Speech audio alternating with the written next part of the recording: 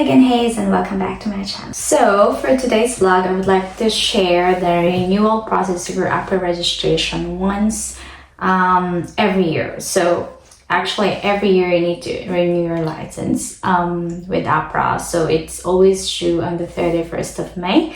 So I hope this vlog will be helpful for everyone, especially those who are first timers, and for this portal is actually new. So let's go.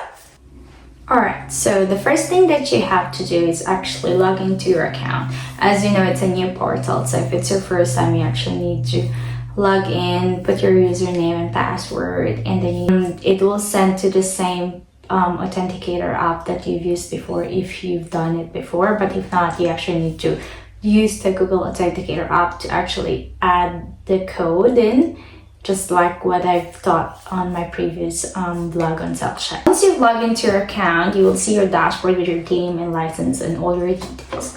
So the first thing you need to do is actually click View All, and it will go to My Registrations.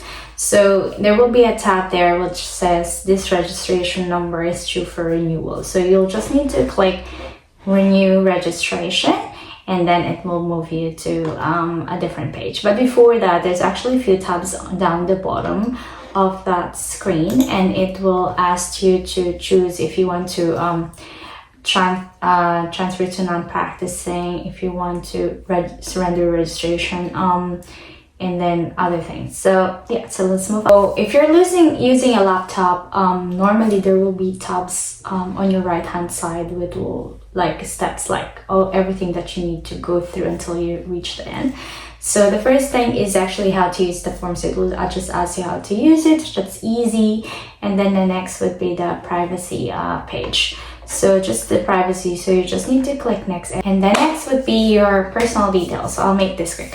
So personal details, so just go through it, see if you actually need to update anything like your name, date of birth. I'm not sure if you can actually change those because those are grayed out, but I think the only thing that you can change is your contact details, your email address, and then the languages that you have to change if you have. And then it will say that if you need to update your response, and then just choose that, then you'll click next. The next would be your residential address. So just put where you're currently at the moment. So just see if you need to update that, and yes, and then you need to put your address, and then you just need to click next. All right. Moving forward, so next would be principal place of practice. So the PPP, so it says is that the address at which you predominantly practice your profession, or your place of residence if you're not practicing your profession or not practicing at one address. So for instance, for me, since I'm just working at one hospital, so I just put my hospital address. Next would be the residential address. So you'll just need to put your mailing address there. If you need to update it, just update it. And then next. And then now we go to criminal history. So if you have anything that you need to disclose or declare to Ahpra as per clinical history since you've been registered, that anything changed for the last year, they actually give you like 7 days to tell them about it, like if you have been charged an offense within the last 12 months in Australia. So we just need to click that and choose it. And then the next would be the international criminal history. So this is the one that's overseas. So the other one is in Australia. So that's it. And then next would be impairment details. So if there's anything like you have any detrimental effects, then like for instance, you have allergy, arthritis, because if you click next, it will go to a next tab, which will tell like if you're wearing prescription glasses, and then yeah, you'll just need to answer it truthfully, and then you'll move on to the next one. Yay! So next one will be complaints. So if you've got any complaints like with Ahpra, other health entities in Australia, or any health professional counsel, then you just need to click yes and to put all your details there. If you haven't, if not, then you just need to click yes. So the next one would be continuing professional development. So a lot of people are asking me about this one. So it says here, before answering this question, you should understand the continuing professional development requirements for your profession. So I actually posted on my page about those who just recently registered. So you just need to actually meet some hours. So there's per rata of hours. But if like you were registered since May last year, then you need to have 20 hours of CPD. So you need to meet CPD requirements even if you're not working or you're working overseas for the preceding registration period. So it means like for the last 12 months. So you will just need to tick yes. You need to have, before actually applying for a registration renewal, to have at least 20 hours CPD. Why? Just in case you get audited, which hopefully I won't be audited, but yeah, because they do it randomly, so it really depends. So you just need to keep a record of what you've done. So there's few options that you could actually use. If you're working in Australia, there's actually a few that you can use at work. Active, a member of one union, which they actually have good education, e-learning for CPD, so I always just use that. And of course, if I attend any seminars or conference, so it adds up. So, but of course, if you're overseas, I'm not really sure. I actually emailed Ahpra about it, if we can actually use those over this, like Medscape and other things, but I'm not pretty sure about it, because I don't know if it's aligned with Australia's and with Ahpra technically.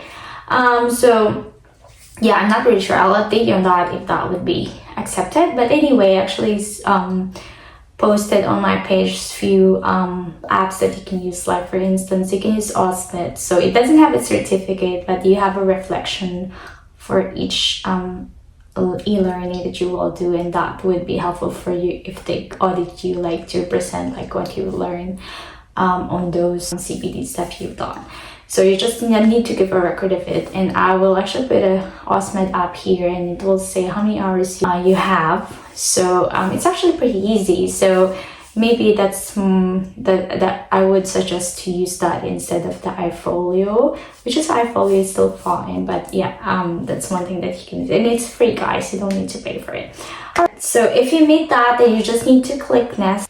So people ask me as well, like, if it's a requirement to have yes, but if you put no there, you need to actually provide reason why.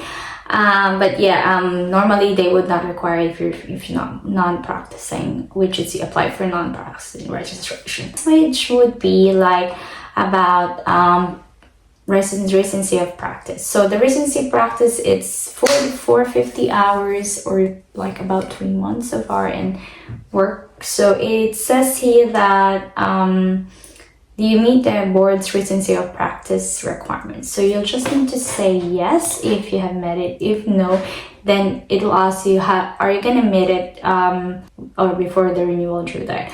And if you say yes, then you can actually move on to the next. But if you say no, then you need to provide reasons for it. Like for instance, like you just started working as a nurse in Australia, or so you just need to provide your reasons, like you're on maternity leave, like that.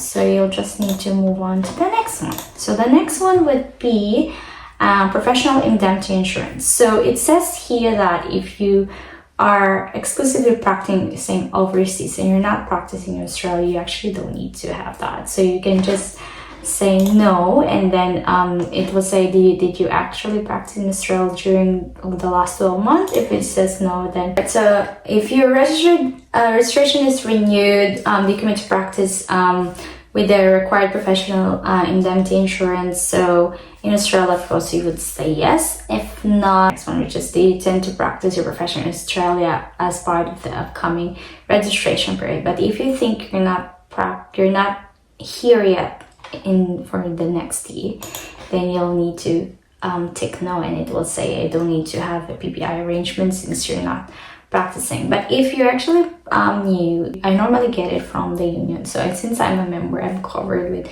professional indemnity insurance, unless you actually need to find one to cover you, or to pay for a PPI if you actually don't know where to get it. All right, so next.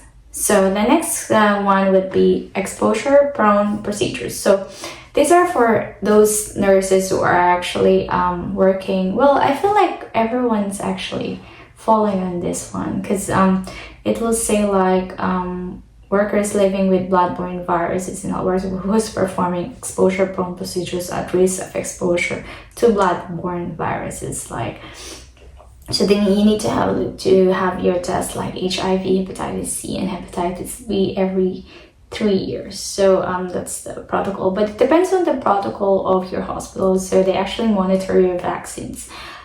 So in my practice, so me, I always put yes there because I'm on a procedure area, so we're actually exposed to exposure prone procedures. So yeah, it really depends on where you practice. So if you're not a clinical nurse, then I would say you will take no there.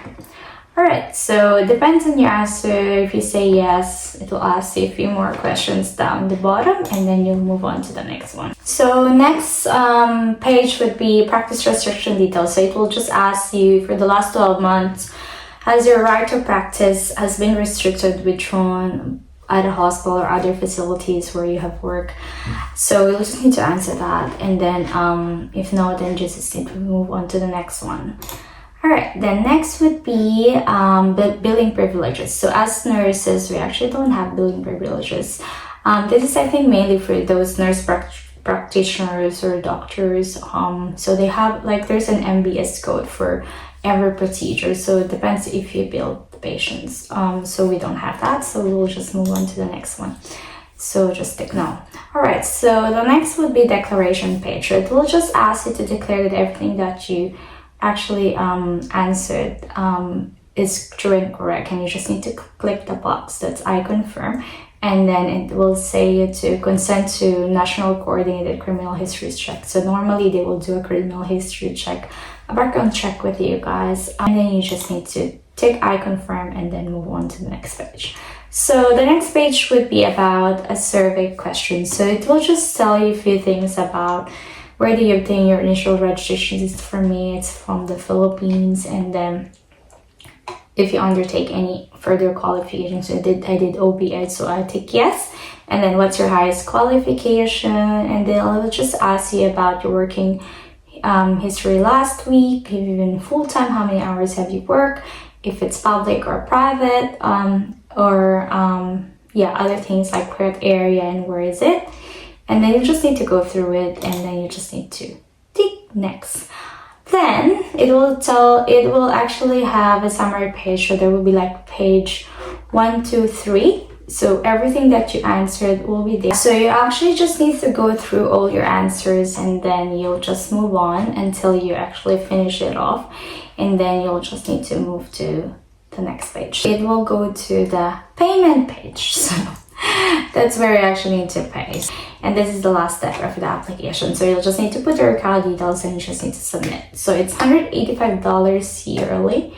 So it will not be refunded, guys. It's not refundable. And then you'll just need to wait for them to complete your registration, and you will be able to get your new registration certificate, which should be on your dashboard, and they will email it as well, so you want to renew. So I think that's it. So I tried to make it short. It's not difficult, guys. You just need to go through all the questions, read through it, and then answer truthfully. So you need to actually be honest about it.